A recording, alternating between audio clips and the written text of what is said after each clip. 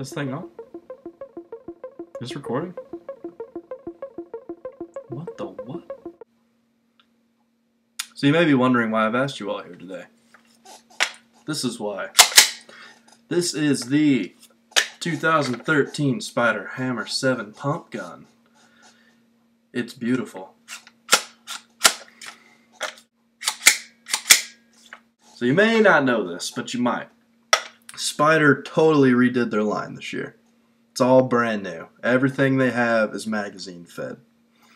This particular weapon right here is magazine fed. Pretty sweet. Let's drop that out. Yeah, let's put another one in. Look, just that easy.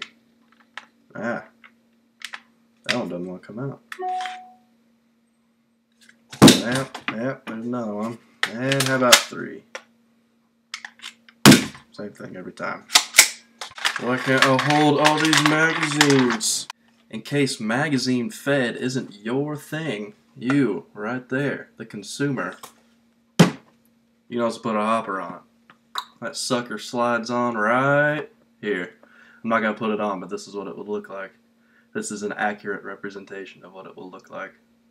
Yes. A couple of weird things about this is that if you want to switch to hopper fed, not only do you have to take out these 2 screws and slide that sucker out and slide the other one back in and try and get those screws back in. It's kind of hard.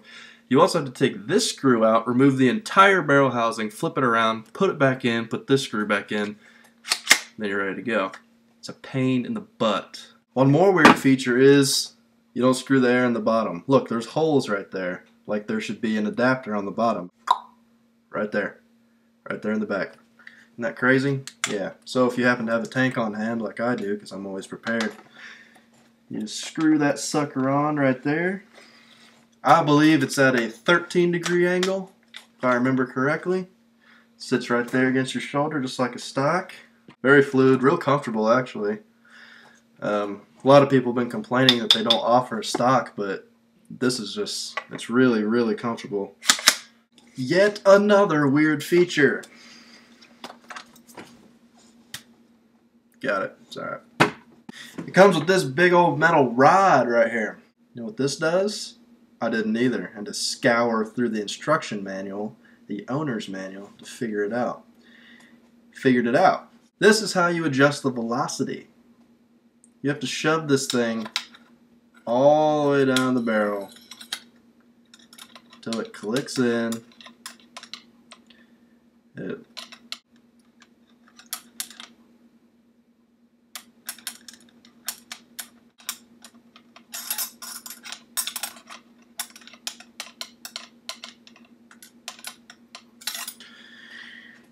Anyway, you insert this all the way through the barrel, into the bolt, give it a little twisteroo, velocity up and down. I feel like that should have been a little bit more user-friendly, you know. Not that this is a huge problem, it's just I have to carry this with me everywhere I go now. I have to find somewhere in my gear bag to hold this giant metal rod to adjust my velocity. And if I lose it,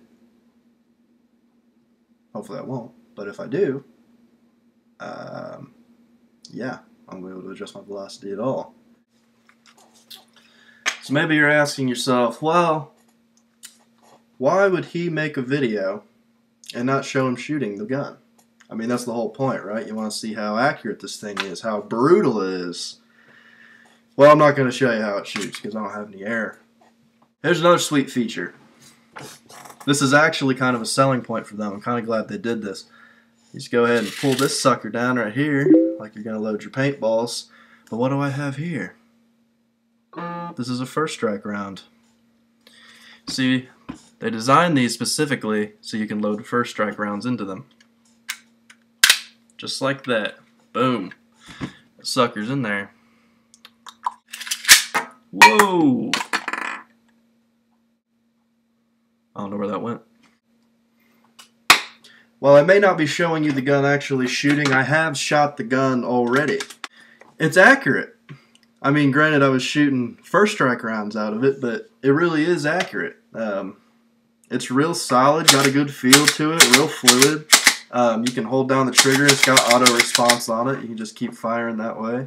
This is a solid marker, it really is. I mean, it's just built, it's sturdy, it's got the first strike integration. I mean, magazine fed in itself is big for Spyder. I mean, the option to add a hopper, pain in the butt as it might be, on the Blake scale of ranking, I'd probably give it a, well, I don't know, 13 being good, 7 being bad, and a 25 being moderately okay. I'd probably give it 105. I mean, really, it's just a good gun.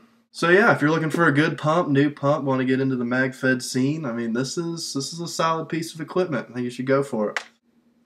If you're wanting to pick yourself up a Spyder Hammer 7 2013 edition mag fed marker, it'll run you about $130. Pretty cheap, considering most mag-fed weapons are incredibly expensive. And this is just a real cheap way to get into it. I mean, they're coming out with the high-capacity magazine, holds 15 rounds. These hold 9 first strike rounds as well. It's a good marker. I would recommend it.